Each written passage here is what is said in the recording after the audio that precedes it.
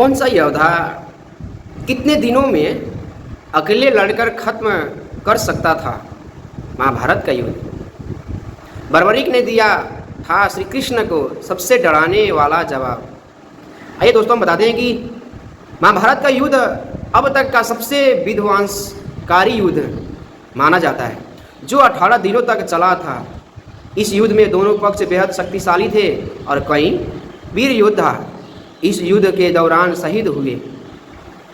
जब श्री कृष्ण ने सभी महत्वपूर्ण योद्धाओं से पूछा कि अगर किसी को अकेले सामने की दुश्मन सेना से लड़ना पड़े तो वो कितने दिन में इस युद्ध को समाप्त कर सकता है, तो उनमें से सबसे दिलचस्प जवाब था भीम पौत्र बर्बरीक का। जानिए क्या था उनका जवाब। कहते कि कौन से योद्धा कितने दिनों में अकेले लड़ कर ख़त्म कर सकते थे महाभारत का युद्ध शुरू होने से पहले कई बातों की समीक्षा की गई, जैसे कि कौन सा योद्धा किसके खिलाफ लड़ सकता है, इस युद्ध में कितनी जानें जा सकती है, ये युद्ध कितने दिनों तक चलेगा, वगैरह। इसी बीच श्री कृष्ण ने सभी योद्धाओं से एक दिलचस्प सवाल पूछा कि अगर वो अकेले दुश्मन सेना से लड़ते हैं तो वो कितने दिन में इस युद्ध को जीत जाएंगे, तो इसे समाप्त कर देंगे। तो जानिए सबने क्या जवाब दिया। जब श्री कृष्ण नए सवालों भीष्म पितामह से पूछा कि महाभारत का युद्ध अकेले समाप्त करने में कितने दिन लग जाएंगे, तो भीष्म ने उत्तर दिया कि उन्हें युद्ध समाप्त करने में सिर्फ 20 दिन लगेंगे। वही गुरु द्रोणाचार्य से पूछने पर उन्होंने उत्तर दिया कि उन्हें 25 दिन लगेंगे। जब कर्ण से पूछा गया तो उसने कहा कि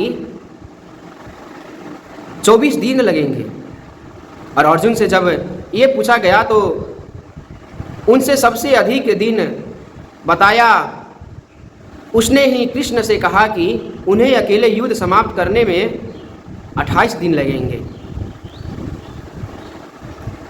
इस तरह भगवान श्री कृष्ण ने प्रत्येक योद्धा से पूछा और उन्हें अलग अलग जवाब मिले।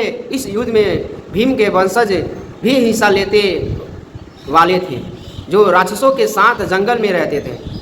श्री कृष्ण ने ब्राह्मण का वेश धरा और बर्बरीक की ताकत की जांच करने के लिए जंगल पहुंच गए। जब उसने पूछा गया कि उन्हें अकेले युद्ध समाप्त करने में कितने दिन लगेंगे, तो बर्बरीक का उत्तर बहुत चौंकाने वाला था। उसने जवाब दिया कि वह ऐसे 1 मिनट में समाप्त कर सकते हैं। श्री कृष्ण जानते थे कि बर्बरीक को 3 तीर वरदान के रूप में मिला था और वह उसी के सहारे ऐसा कह रहे हैं। श्री कृष्ण ने उनकी रणनीति जानने के लिए केवल 3 बाणों के साथ महान युद्ध में जाने के लिए बर्बरीक का मजाक उड़ाया। इस पर बर्बरीक ने कहा कि उसका एक ही बाण युद्ध में उसके सभी विरोधियों को नष्ट करने के लिए पर्याप्त है।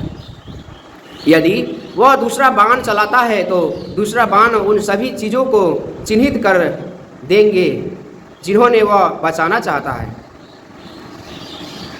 तीसरा बाण चलाने पर वह उन सभी चीज़ों का नष्ट कर देगा जो चिन्हित नहीं होगी और फिर उसके तर्कस में वापस आ जाएगा। उसे परखने के लिए श्री कृष्ण ने उसे चुनौती देते हैं और कहते हैं कि वह जिस पीपल के पेड़ के नीचे खड़ा है उसके सभी पतों को उन बाणों से बांध दे।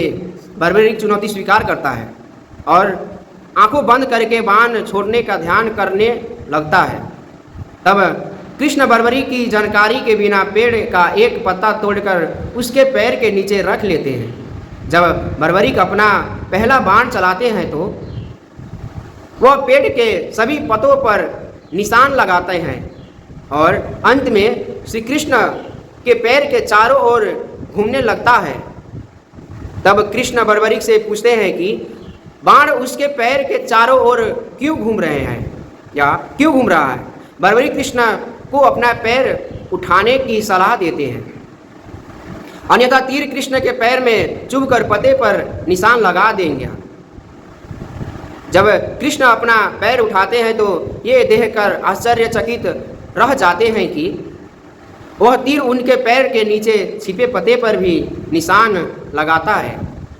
तीसरा तीर सभी पतों कृष्ण के पैर के नीचे वाले सहित को इकट्ठा करता है और उन्हें एक साथ बांध लेता है। श्री कृष्ण समझ गए कि ये तीर इतने अचूक है कि भले ही बर्बरीक को अपने लक्ष्य के बारे में पता ना हो, लेकिन ये तीर उसके सभी इच्छित लक्ष्यों को भेद सकते हैं। इस प्रकार श्री कृष्ण को बर्बरीक की अभूतपूर्व शक्ति के बारे में गहरी जानकारी मिलती है। फिर कृष्ण वो उससे पूछते हैं कि वह युद्ध के किसका पक्ष लेगा। तो बर्बरीक ने बताया कि उसने अपनी माँ को वचन दिया है कि वो उस पक्ष के लिए लड़ेगा जो कमज़ोर है। चूँकि पांडवों के पास केवल 7 अश्वसीनी सेना थे, तो वह मानता है कि पांडव कमज़ोर है और इसलिए उनका समर्थन करना चाहता है कि ताकि पांडव विजय हो। तब कृष्ण ने उसे अपनी माँ को दिए गए वचन का वास्तविक परिणाम बताया और कहा कि वह जिस भी पक्ष का समर्थन करेगा वह अपनी शक्ति के कारण दूसरे पक्ष को कमज़ोर ही बनाएगा। कोई भी उसे हराना नहीं पाएगा। अब भगवान श्री कृष्ण ने अपनी कूटनीति बनाई और बर्बरीक से दान में उसका सिर मांगकर युद्ध में भाग लेने से उनको रोकते हैं। जय श्री कृष्ण।